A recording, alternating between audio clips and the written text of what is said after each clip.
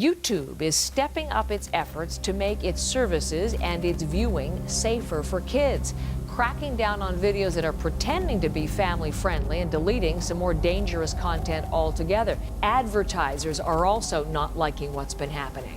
Well, we saw a lot of advertisers from a number of big brand companies quickly yank their ads from YouTube, and that in particular was in response to a number of very scary revelations that child predators were posting inappropriate and indecent comments on videos aimed at children.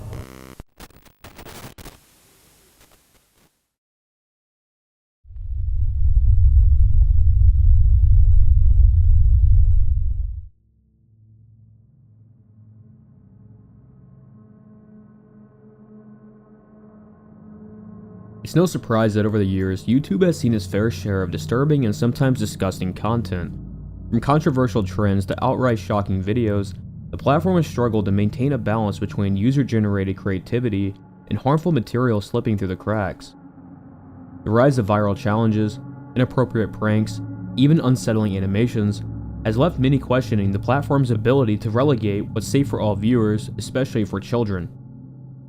And although YouTube has done a pretty good job at moderating these, there will always be some that can slip through the cracks.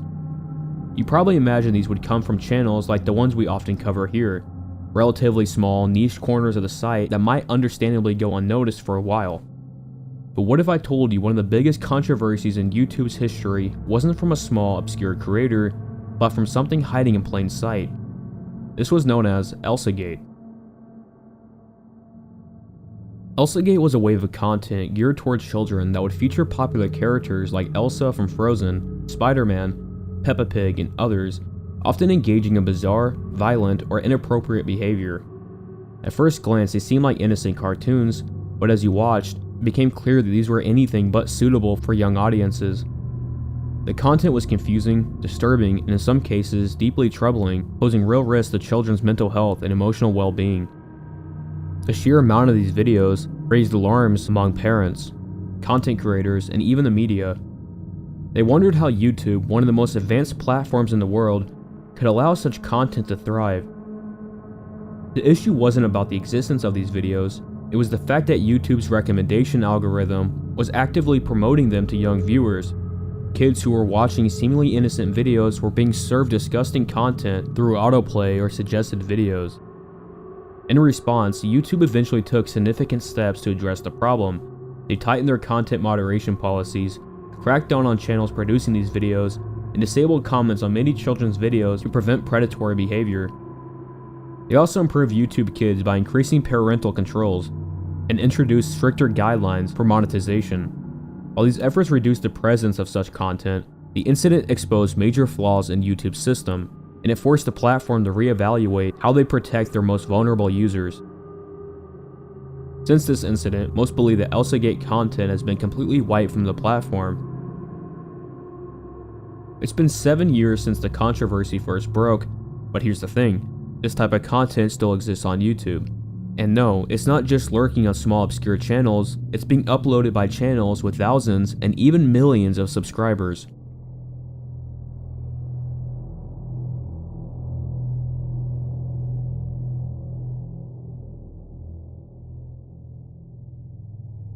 We start here at Big Ball.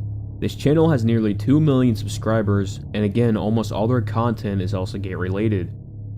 Just take a look at some of these thumbnails, they're almost all sexually suggestive. The characters they use for these videos are mainly Poppy's Playtime, Inside Out, or The Amazing Digital Circus, and their YouTube shorts are just as bad.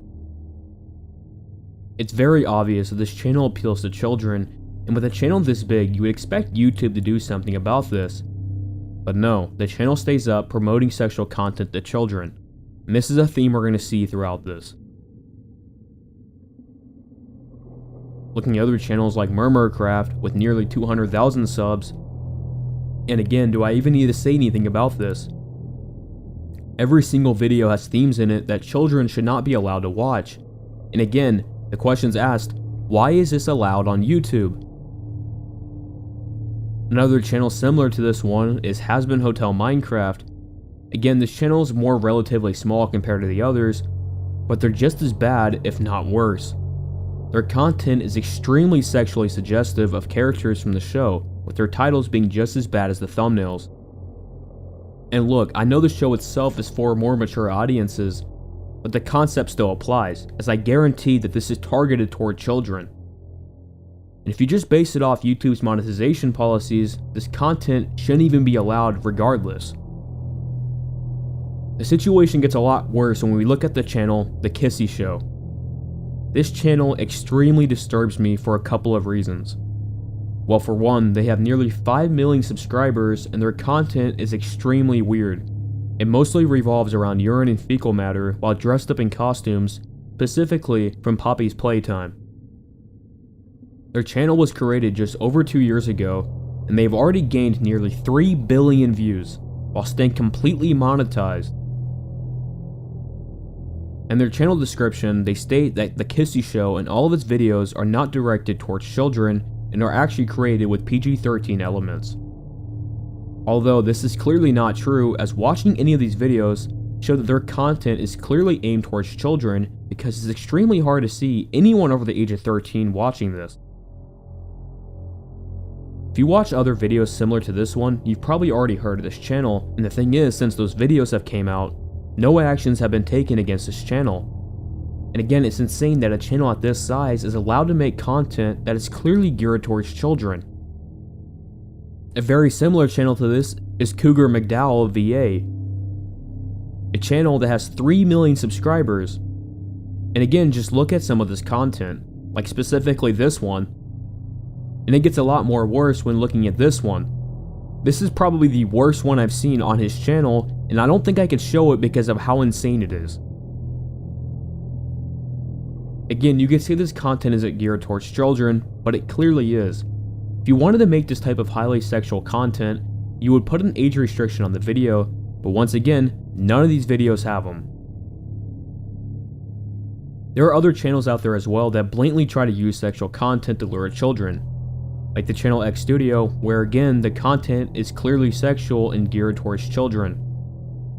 And in fact, another YouTuber that covered this issue actually contacted the channel with them saying this. Replied, I asked him whether this content was for children, and this was his answer. At first, they said, why are you asking? With Cyrillics below, which shows that this channel is likely from a Russian account. I explain, I'm curious and would just like to know. No shame if it is for kids. Thanks, H. Now again, let me emphasize the fact that yes, there is shame, but I was figuring this out. Well, it's not for YouTube kids, but children under 18 can watch it. But YouTube sometimes thinks differently, smiley face. And seriously, I have no words for this. Other channels related to this, like Damie, gets even worse with their content being again extremely sexual, as pointed out by Hempleton.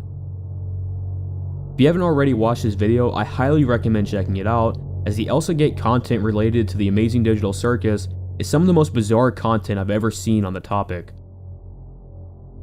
Other channels follow this theme, like Brick Time with 70,000 subs. Again, every single video is very, very sexual. The fact that this can even stay on YouTube is beyond understanding. Or even this video titled This, where the content in the video is clearly not for children. I keep this, I make more tests. Okay, bye. See you in 6 months. See ya. Bye-bye. What are you doing?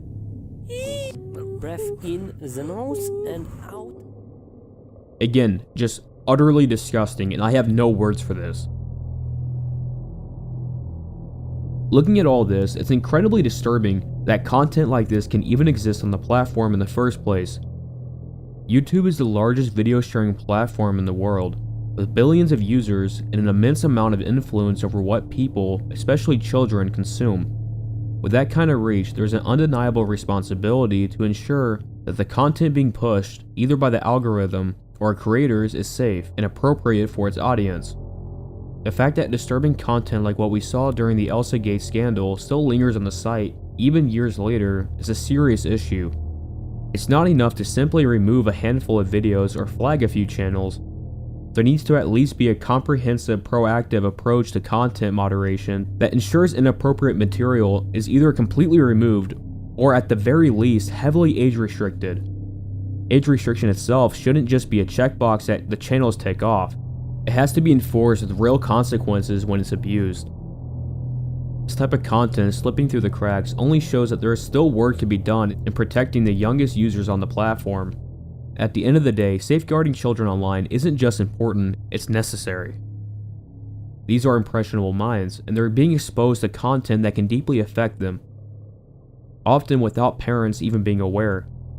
Platforms like YouTube are the forefront of digital media consumption, and with that comes the need for them to prioritize the safety and well-being of their youngest users. Children should be able to watch videos without the risk of encountering disturbing, harmful, or exploitative content. And let's not forget, some channels claim to be targeting a 13+ audience, but we all know in many cases that this is just not true. Kids under that age can easily access this content either intentionally or by accident. There's no real barrier stopping them from doing so. These 13+ labels aren't a safeguard, they're often just a way for the creators to avoid stricter content guidelines. And this is why platforms need to enforce stronger measures that make sure that age restrictions are meaningful and effective. Ultimately, the safety of children should always be the top priority, and we need to hold these platforms accountable. YouTube has made strides since its initial ElsaGate controversy, but clearly there's more work to be done. Until these issues are fully addressed, the responsibility falls on both the platform and the users to demand better, safer online spaces for everyone. And it's also important to mention that YouTube didn't take significant action against the ElsaGate content until advertisers began pulling their ads from the platform. When the controversy initially came to light, YouTube's response was slow, and it wasn't until major brands voiced their own concerns and withdrew their advertising dollars that the platform truly began to take the issue seriously. This shows that unfortunately, the driving force behind YouTube's crackdowns wasn't the safety of its users, but rather the potential loss of revenue.